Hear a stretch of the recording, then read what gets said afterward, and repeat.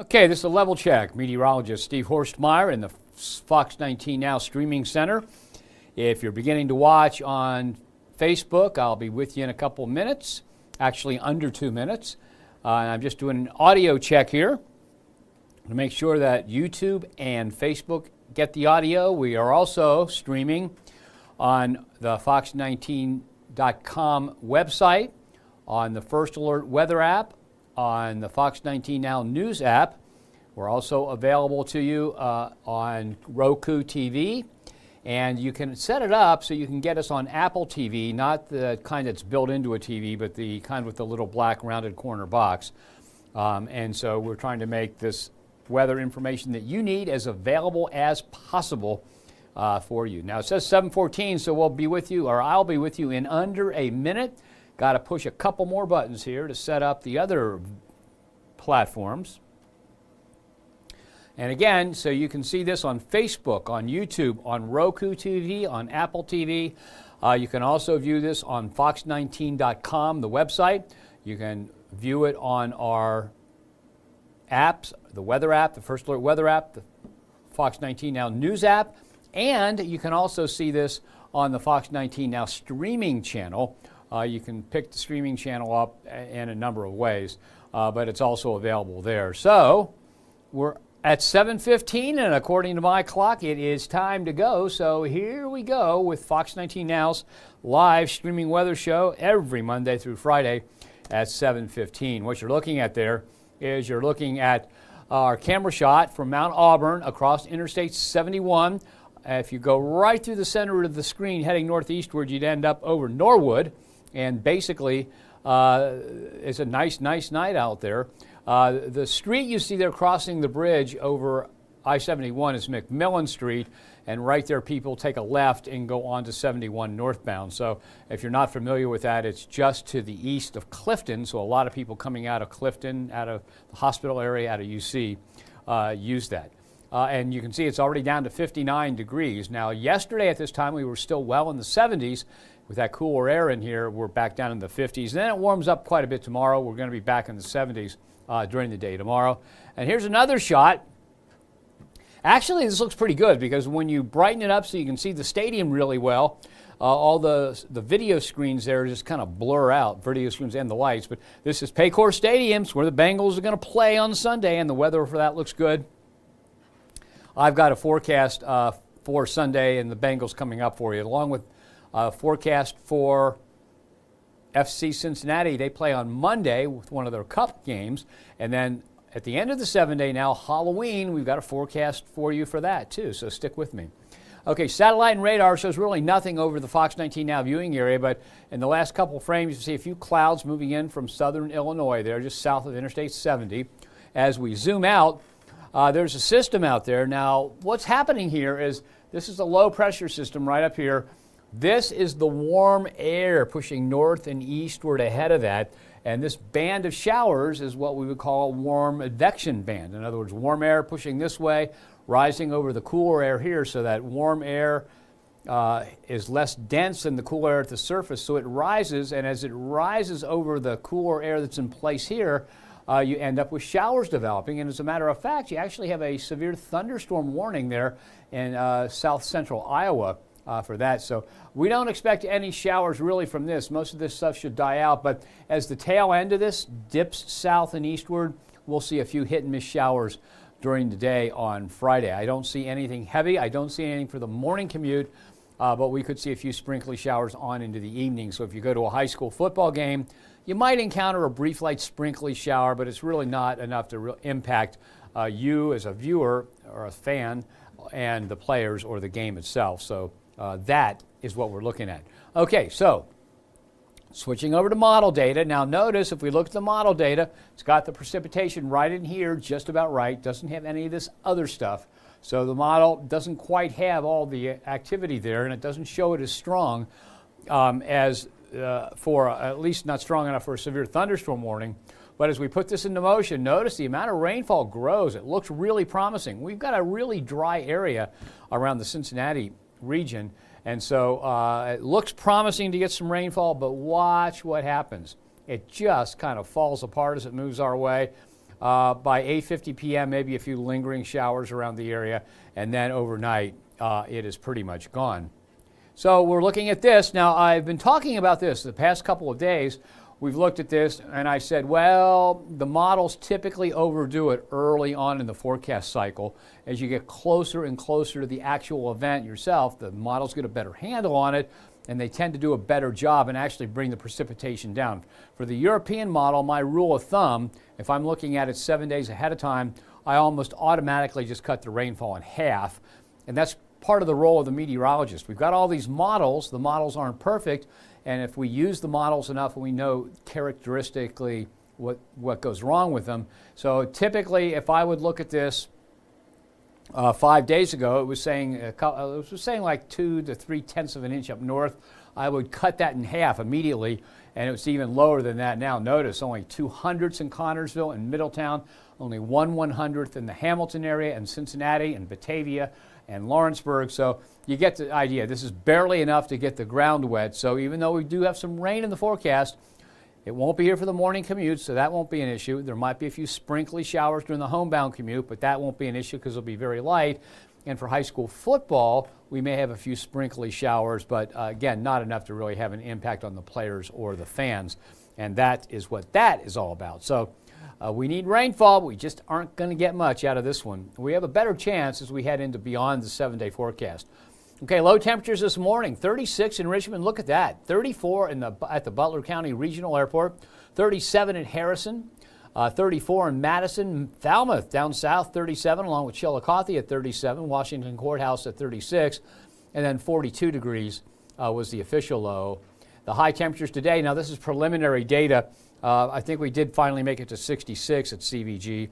But you can see temperatures quite a bit cooler. It was in the upper 70s 24 hours ago, and high temperatures today a good 10 to 12 degrees cooler than yesterday. Right now, these are the 7 p.m. temperatures, excuse me, 7 p.m. temperatures at the different airports. And you can see that it's 61 in Oxford. It's down to 56 at the Butler County Regional Airport. 55 in Harrison, 57 at Lunken, and then a lot of other areas already in the 50s, and we are headed for the low 40s overnight. A few spots, again, may drop into the 30s. Now, we'll compare those airport temperatures to some of the personal weather stations. These are individuals' personal properties, and you probably know somebody that has their own weather station. And the new wireless ones are great because you can put your instruments out in the yard away from the building, and you can sit inside and take a look at what the weather's like. But you can see really not much different than the actual airport temperature. So a few spots like Greensburg and Batesville in the 60s, everybody else, not everybody else, but most other areas in the 50s, but Liberty, Georgetown, Brown County's Georgetown, and Brooksville all still in the low 60s. Now this particular model says that by 8 p.m. we should see temperatures drop off to the low 50s. Then by 11 p.m. They should drop off to the, well, most mid-40s to low 50s, so kind of chilly for the evening. And then as you head on into the overnight, cloud cover increases. And notice by the time we get to 8 a.m., you're looking at some scattered shower activity up here. So for almost everybody in the Fox 19 Now viewing area, the morning commute looks dry, although there might be a few sprinkles up here, Connersville over to Liberty. Okay, so we'll go back to full screen on this. Put this into motion, and you can see that we just don't get much, and this stops it at noon, and by noon here what you see is just a few dying showers from essentially Liberty and Connersville down into the Batesville area, and then nothing else. According to this model, it's going to be dry for the homebound commute. It's going to be dry for high school football. Sunset today, well, that was at 6:48, so we're 34 minutes past sundown. Skies are clear. We should drop to 48 by 11 p.m. Overnight, a low of 44. Now, it doesn't drop off that much more after 11 p.m. because we do have increasing cloud cover in the forecast. So as that cloud cover increases, the rate of cooling will decrease, and so we won't get quite that cool. And the sun comes up tomorrow at 7:57. So for that morning commute, roads will be dry. It'll be partly to mostly cloudy. On the chilly side, low 40s in most areas, a few rural spots in the upper 30s, and temps in the low 40s. Okay, tomorrow's high, right around 75 degrees. Okay, now I haven't been so busy today, I haven't had a chance to get a look at this stuff yet. However, take a look at the 6 to 10 day outlook from the Climate Prediction Center. Look at this. I mean, so we're looking at the first, second, third, fourth, fifth. This is the 6th level. This is about an 80 to 90% chance of being warmer than normal through the 3rd of November. So we're going to end the month of October warmer than normal and begin November warmer than normal. The second half of the Climate Prediction Center's forecast just keeps that going. Let's go back to the other one. And you can see there's a big area with cooler than normal weather from the Rockies to the West Coast. That just goes away in the second half, turns into a normal, and then we are just staying in the warmer than normal area. Although the warmest part of this has moved a little bit to the east, so even though we'll be warmer than normal, not quite as warm as we were in the previous forecast. And then this is the one that will be updated tomorrow. Okay, and there's this one from last Friday is still keeping us on the warm side through the 21st of November, and the next one that will come out tomorrow, I'm pretty sure is going to say the same thing. Now, what about the moisture conditions from the Climate Prediction Center? Now, yesterday when I was talking to you about this, I said there's this big area of much above normal precipitation that was really back about this far yesterday. The leading edge of this shade was about here, and we were just on the edge of more than normal. And I said, well, I thought, based on what I saw in the models, that this would progress a little bit to the east. And again, this is the first time I've seen this. And I also said yesterday that we should end up with wetter than normal conditions for the second half of this. So let's go ahead. I haven't seen it yet. And it says somewhat wetter than normal, but it's kind of wiping it all out.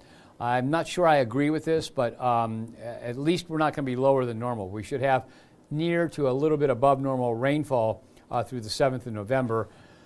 And then this is the one that will be updated tomorrow. It still says drier than normal, but I think we're going to see near to wetter than normal through the 21st or even later. Okay, here's your 7-day forecast. I love the color of maple trees in the autumn, which that is. 44 and 75 on Friday. We're looking at isolated showers. We've included the chance of a thunderstorm, nothing severe, just a crack of thunder or two. That's about it, nothing else. And that will be very rare. So just a few hit and miss light sprinkly showers.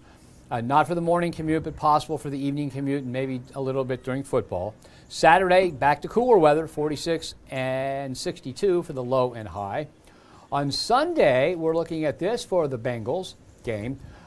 It'll drop into the upper 30s, as you can see right there. So if you're setting up to tailgate, it's going to be kind of chilly. But if you are tailgating, as that begins officially, 47, 55 at kickoff, 58 at halftime. Looks like a good day for football, not only for the fans, but for the players too. Temperatures will make it to about 60 during the second half of the game. Okay, then on Monday, FC Cincinnati plays at TQL Stadium. And what you're going to see here is a nice day on Monday. 70 at tailgating, 68 for the kickoff, 63 at halftime, and then as you head out of TQL Stadium and head home into the upper 50s. So that looks good. All right, and that's not the only big thing going on. Thursday is Halloween. So Tuesday and Wednesday look warm. Morning lows above normal, afternoon highs way above normal. Those are 15 to 16 degrees warmer than normal. And then on Halloween, a high of 75. Now, what's exciting about this, I don't know if you remember what it was like last Halloween, but last Halloween, we had some snow out there. I just got a note here from, sorry, I looked at that, kind of got distracted. Just got a note from Jeff Creighton. Jeff is going to be filling in this weekend. We've got a couple people on vacation and out of town on that. I'm off. I'm one of the ones that are off, so Jeff will be filling in the evening shows for us. And so he just wanted to know if he could come down and kind of get a refresher. So Jeff Creighton will be here this weekend. Okay, so if you remember last Halloween, and what I'm going to do while this is rolling, I'm going to go to quickly check, give you an idea of what it was last Halloween. Okay. It takes me a few seconds because we've got to get to the right place. Get to the climate summaries. It should be this one. October 2023. Oh, and you would know it, for some reason, the National Weather Service only has through the 16th there of all days that they're going to miss. So let's try again. Now there's September. And November. Oh, well, National Weather Service must have had a dated problem because they only go out through the 16th. But if you remember, we had snow, we had wind, we had cold. It was not a nice Halloween. We may have a little bit of a breeze. We may have a few showers, and look at this again, full screen. But temperature 75 for the high, and then cooling off a little bit as we head through the day. Now, here is the Halloween forecast in more detail. So we're talking about a temperature at 3 p.m. of 68, 4 p.m. of 67, 5 p.m. 61. And overall, that means that we are looking at a pretty nice weather as far as it goes for and there's something wrong with that graphic. I'm not sure what it is, but it looks mild for Halloween, for trick-or-treating. Doesn't look to be a problem. And we are looking, again, at fairly nice weather for the kids, although there is that chance of a shower. I'll look at that and I'll get that fixed. I don't think that graphic is right. Something about it bothers me, and I just can't pick up on it right now as I'm talking. Okay, so now we go beyond the 7-day forecast. It's what it looks like. The 1st, the 2nd, the 3rd, the 4th, the 5th, the 6th and the 7th all have a chance, at least a slight chance of some rainfall. Now, I don't think any one of those days is going to have enough rain to make it really soggy or cause big problems. But we do have the chance. We're going into a wetter pattern, so we have a better and better chance as we head through the first 7 days of the month of November to get some pretty good rainfall in the area. And right now for Election Day, which is the 5th, that's that Tuesday there, we're looking at a low of 45, a high of 60 with a chance of some shower activity around the tri-state. Okay, now here is the summary of temperatures over the next 14 days. We're talking about the high temperatures there, the low temperatures, add on the normal lines, and so notice we stay way above normal, both on the high side and the low side for quite some time. So right here from the 28th all the way to the 5th, we're above normal, but that cooling trend takes us back to about normal by the time we get to the 6th and 7th. Low temperatures do the same thing from the 29th all the way through to the 7th. It is warmer than normal. So when we talk about a normal temperature for the day, we take the average of the high and the low, and so if you would average these out, you'd see that right on through, once we get to the 28th, all the way through to the 7th of November, we're going to be warmer than normal around the tri-state. Okay, now let's see here. It is time to see what kind of comments we have here. Let's see. All right. Okay, I see them on my phone. I'm just going to go over here like I normally do so I don't mess things up. Okay, now we're going to be on camera 1 right here. Okay, and we're going to go over to the computer. You won't see it, but I've got to go over to the computer that's running Facebook and go to the first comment. Susan Wally, hi Steve, good evening. Hi Susan, hope you're doing okay. Iris Laureano, hello to you, thank you. Okay, Susan Wally says, checking out the garden, have green peppers and tomatoes still, and my zinnias, cosmos, and marigolds are still growing. You know, for some reason, I ended up with a lot of, I put in a bunch of flowers in our front yard last year, native wildflowers, and there were a bunch of cosmos in there, and they didn't come back. Of course, they're annuals, and they were great. I love cosmos and the way they look. But my wife's zinnias, which are next to our deck, are still going really well. We've been watering them to help them keep going, and go out there today, and there were bees all over there, still collecting pollen and nectar and that. So Susan said again that her peppers, tomatoes, zinnias, cosmos, marigolds are still growing. That's good. Isn't that nice? I like that this late in the year. Hopefully that means we're not going to have much of a winter. Okay. And Sandy Bruner Ledbetter is watching from Fairfield. Hello, Sandy, and hello to Fairfield. Okay, so somebody asked, Che says, is it supposed to thunderstorm all day tomorrow? No, just some light sprinkly showers. Most of the day dry. Okay, so the morning looks dry for the morning commute, then a few hit and miss showers. So most of the time, wherever you are, will be dry during the day tomorrow. So not a lot of rain, not an all-day rain, and not a washout, and no severe weather. Hello, Melvin. How are you today? And I said, yeah, it's going to rain a little bit tomorrow, Melvin, but not everywhere. Just hit and miss light stuff. Okay. And Susan Wally said, snow last year? That would be awesome. I agree. I'm a snow lover. And when I say that, I always say it with caution because I know my entire adult life, except for a couple years when I taught school, my entire adult life, I've never had to drive through rush hour traffic. So I don't have to worry about the morning commute. I've never had to worry about the evening commute. I come into work at I'm driving at 2 o'clock in the afternoon, maybe a little earlier. On the way home, it's after midnight, and so I never have to deal with traffic. So when my wife are out and I are out somewhere and and not during rush hour, traffic just gets a little heavier. It's like I get jittery. It's like, and she goes, you don't have to deal with it. And I don't. I haven't dealt with it for years and years. So, but yeah, so when I say that I like snow, I say that with the qualification that I know it is a pain in the neck for a lot of people. I mean, if you have to drive on one of those hilly rural routes or drive with a bunch of people that don't know how to drive in snow, it always leads to just a miserable day. Snow is awesome. I love snow, but I understand those of you that have to deal with it more than I do, how it is a pain in the neck. Okay, those are all the comments right now. Let me go back and we'll review the forecast here. Okay, and then I'll check comments one more time and then we'll be done with it. Okay, lots of people watching a lot that aren't commenting, so you're welcome to comment if you want. You don't have to. All right, so let's see here. You'll see it come up behind me there. I will give that to you full screen. So this is the Climate Prediction Center's forecast. We are much above normal through the 3rd of November. Okay, and that kind of fits with what we just saw on those graphs. The second half of the Climate Prediction Center's forecast keeps us warmer than normal through the 7th, and the 3 to 4 week outlook, which goes to the 21st of November, keeps us warmer than normal through the 21st. And then tomorrow this graphic is updated, so that forecast for the 3 to 4 weeks will be updated, and it should take us through the 28th.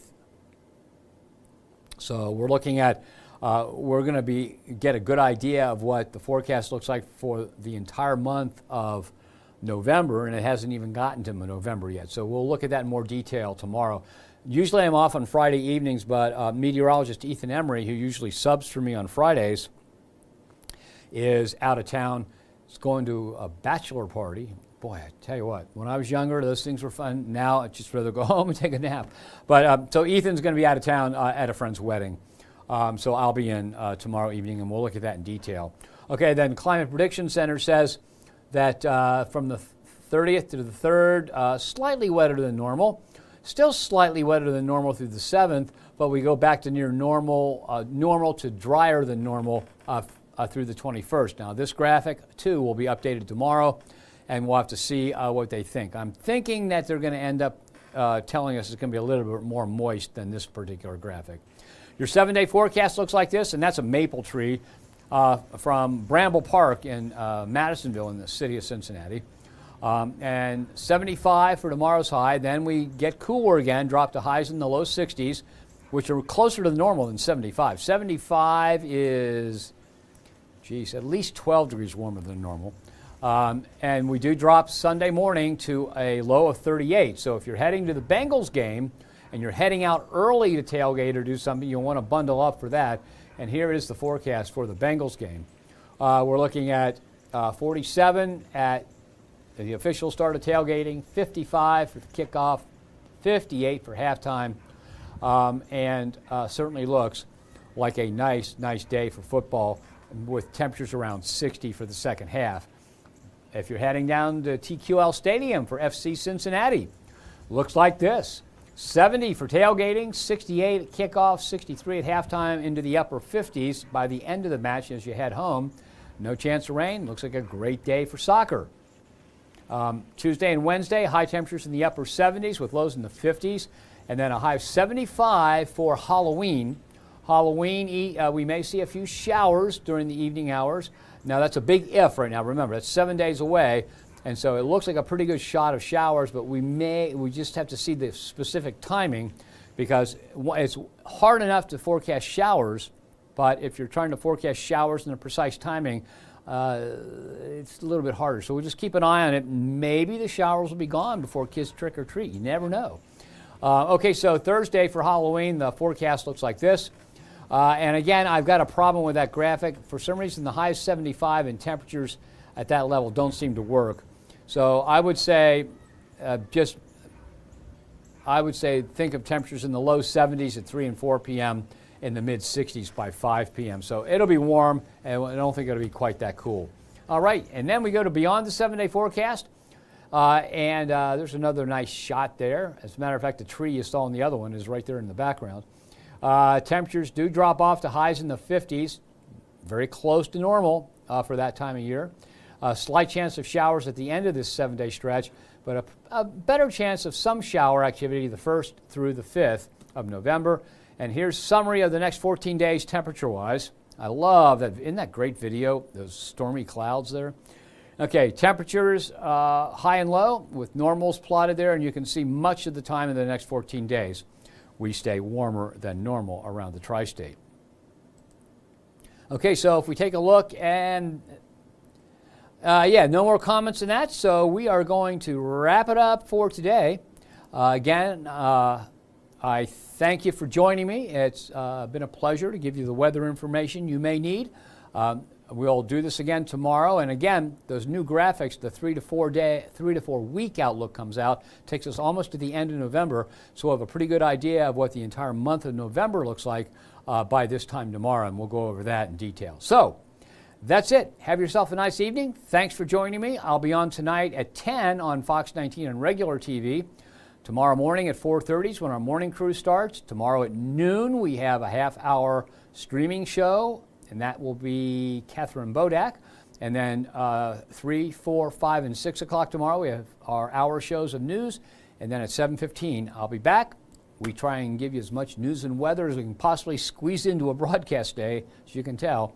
So that's it for now. Thanks for joining me. Have yourself a nice night.